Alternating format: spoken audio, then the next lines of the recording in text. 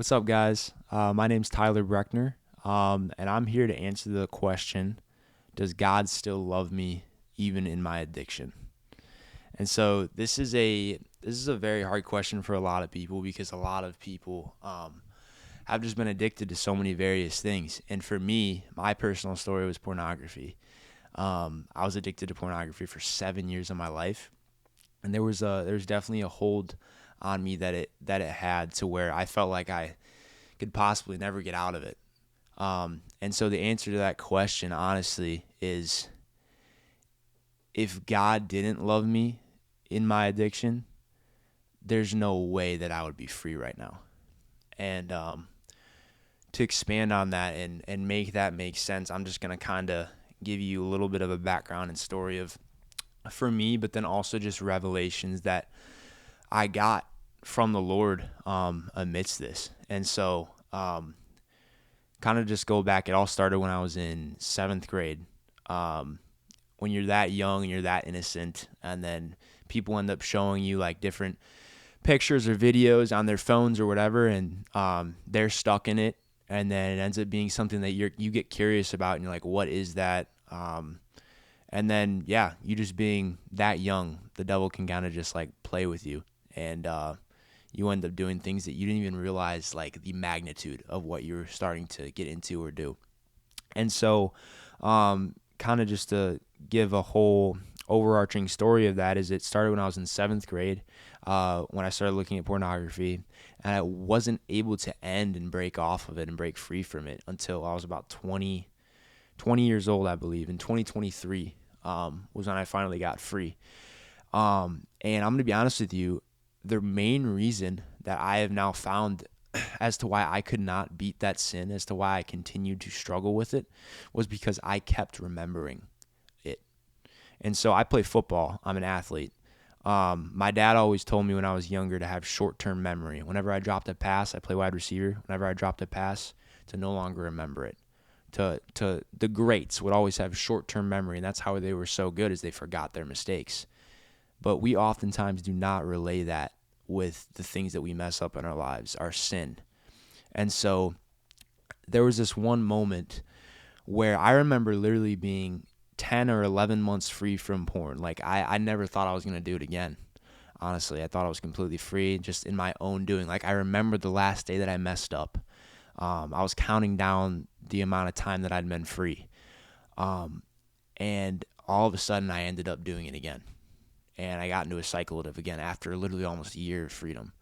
And so I was so distraught. I was like, Lord, like, what do I do? Like, how do I beat this? Like, what is going on?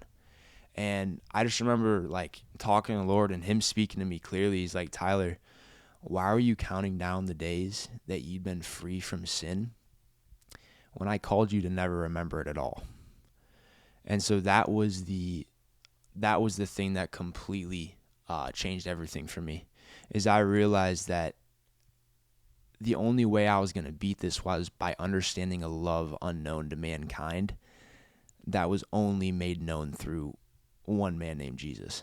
And so it literally says in the Bible that love keeps no record of wrongs. And so it never really hit me that way. I would always remember my sin, and I would completely just go back on it and think about it and dwell on it. And it wasn't until I finally realized that when God sees me, it says in Romans 5:1 that the moment that I said yes to him, that his righteousness was transferred to me. And so what that means is you're now spotless, you're flawless. There's literally no imperfections in you. He doesn't see any of the negative things you've done. And so you are literally made spiritually perfect. So when he looks at you, he sees you as a son and a daughter, literally, once you come to know him. That's how he sees you. He doesn't see any of your sin, any of the things you've done wrong. And so we're supposed to have the mind of Christ and think like he does. So if he doesn't remember what you've done wrong, then why do you? And so if we're really going to think the way he does, that has to become our thought patterns and our thought processes. One of my friends literally told me one time, he's like, Tyler, I don't remember the last time I sinned. And I thought, like, that's crazy. Like, are you some high up, like, over spiritual person or whatever, think you're so great or whatever? That was not it. It was no heart of arrogance. It was straight up, no, I just don't remember the last time I've sinned because I'm not called to remember it. God doesn't want me to remember it. And I literally learned from that, like, as I started to no longer remember my sin, I realized that I was naturally living a sinless life. And so there's the key there. And then another one of my friends as well, he told me, I was actually having a conversation with him on the way to the airport as I was leaving. And he was just talking about, like, he was a black guy and he was talking about his background with his family and like slavery and his past and stuff like that. And he literally brought up the fact in the Bible that Paul talks about being a slave to Christ. And I had never thought about it this way before, but he explained to me, like, what is a slave? A slave is stuck and they can't get out of their situation. That's what a slave is, in bondage, in shackles. And it says in the Bible that we are a slave to righteousness. We are no longer a slave to sin, but we are a slave to righteousness the moment that we come to know Jesus. And so that literally means no matter how many times you sin and mess up, you're stuck and you cannot get out of righteousness. And so it's like you can mess up over and over again. But the gospel is so mind-blowingly, paradoxically powerful that when it makes no sense in the world standards of how you're acting, there's still these wide open arms that stretched out and loved you so much that they died on a cross saying, I still see you perfect.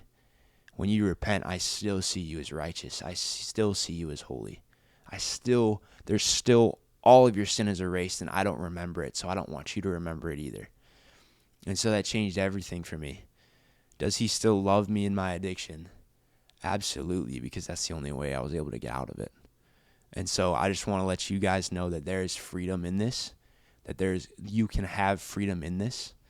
And the only way that that's possible is by realizing that there's a love that doesn't make any sense and it's open for you. And so that's a wrap. That's all I got. God bless you guys. Find me on Instagram. My Instagram is Tyler J. Brueckner, at Tyler J. Brueckner. And yeah, until next time.